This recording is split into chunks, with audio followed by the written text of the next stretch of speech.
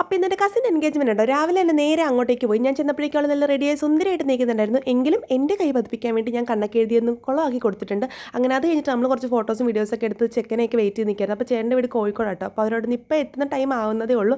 അപ്പോഴേക്കും എന്താ അവരെത്തിയിട്ടുണ്ടായിരുന്നു. അങ്ങനെ പെണ്ണിൻ്റെ നാണം കൊണ്ട് നേരെ ചേട്ടനെ കാണാൻ വേണ്ടി ഇറങ്ങി ഓടുന്നുണ്ട്. നമ്മളവളെ കളിയായിക്കൊണ്ടിരിക്കുന്നതുകൊണ്ട് നാണിച്ച് അതൊരു സൈഡിൽ നിൽക്കായിരുന്നു. പിന്നെ പോയിട്ട് റിലേറ്റീവ്സിൻ്റെ അടുത്തൊക്കെ സംസാരിച്ചിരിക്കുന്നുണ്ടായിരുന്നു. അങ്ങനത്തെ പെണ്ണ് ഇവിടെ നിൽക്കുന്നത്, ആ ചെക്കൻ പുറത്ത് നിൽക്കുന്നു.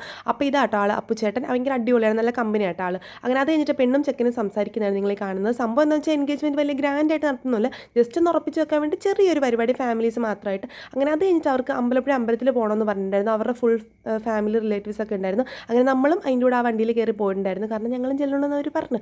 അങ്ങനെ അപ്പോൾ നമ്മൾ പോകാതിരിക്കുന്നത് ശരിയല്ലല്ലോ. അങ്ങനെ ഞങ്ങളും പോയിട്ടുണ്ടായിരുന്നു. അങ്ങനെ കപ്പിൾസ് ഒക്കെ പ്രാർത്ഥിക്കാൻ പോയി. ഞങ്ങൾ നേരെ ആൽത്തറയിൽ വന്നിട്ട് കുറച്ച് ഫോട്ടോസ് ഒക്കെ എടുത്ത സമയത്ത് അവർ വന്നു. അങ്ങനെ കപ്പിൾ ഗോൾസിൻ്റെ കുറച്ച് ഫോട്ടോ ഒക്കെ എടുത്ത് കഴിഞ്ഞിട്ട് നേരെ തിരിച്ച് വീട്ടിലേക്ക് പോകണം. അപ്പോഴേക്കും നല്ല വെയിലുണ്ടായിരുന്നു. എല്ലാവരും കൂടി ഇപ്പോൾ എൻ്റെ സ്നേഹനിധിയായ രണ്ട് അനിയന്മാർ എന്നെ മാത്രം വീട്ടിൽ എൻ്റെ കാല് പൊള്ളുന്ന വരെ എന്നെ ഓടാൻ പോലും സമ്മതിക്കാതെ മൊത്തം നടത്തിയിട്ടുണ്ടെങ്കിൽ. അങ്ങനെ അത് കഴിഞ്ഞിട്ട് നേരെ നമ്മൾ ഫുഡ് കഴിക്കാൻ വേണ്ടി പോയിരുന്നു. മൊത്തം ചോറ് ഞാൻ കുറേ നാളുകൾക്ക് ശേഷം മൊത്തം കഴിച്ചു. അങ്ങനത്തെ ചെക്കനും പെണ്ണോടനും ചോറ് കഴിക്കുന്നുണ്ട്. പിന്നെ ഇവൻ ഞങ്ങളുടെ അനിയനാട്ടെ. ഇവനെ ഒരു വീഡിയോയിൽ ഇതുവരെ കിട്ടില്ല, കാരണം പാവം ചോറൊക്കെ വിളമ്പി ഭയങ്കര ബിസി ആയിട്ട് നടക്കുകയാണ്. അങ്ങനെ അവർ പോകാൻ വേണ്ടി നമ്മൾ കാത്തിരുന്ന് കൊണ്ടുവന്ന ഹാമ്പർ പൊട്ടിക്കാൻ വേണ്ടി അങ്ങനെ നമ്മൾ കൈയടിച്ച ഹാമ്പറൊക്കെ പൊട്ടിച്ചതേ ഓർമ്മയുള്ളൂ. എങ്ങോട്ട് പോയ സാധനങ്ങളൊക്കെ ഒരു ഐഡിയ ഇല്ല, മിഠായിയൊക്കെ അപ്പം തന്നെ തീർന്നു. പിന്നെ എല്ലാവരും പോയി കഴിഞ്ഞാൽ നമ്മൾ ഏതെങ്കിലും ഒരു റൂം ഇടില്ല, നമ്മൾ കസിൻസിന് വേണ്ടി മാത്രം മൊത്തം കഥയൊക്കെ പറയാൻ വേണ്ടി കുറച്ച് നാൾ കഴിഞ്ഞായിരിക്കും കാണുന്നത്. അങ്ങനെ എല്ലാവരും കൂടെ കൂടി ചേർന്ന് എല്ലാവരും കൂടി ഇരുന്ന് മൊത്തം കഥയൊക്കെ പറഞ്ഞിരിക്കുകയാണ്. അപ്പോൾ ബൈ.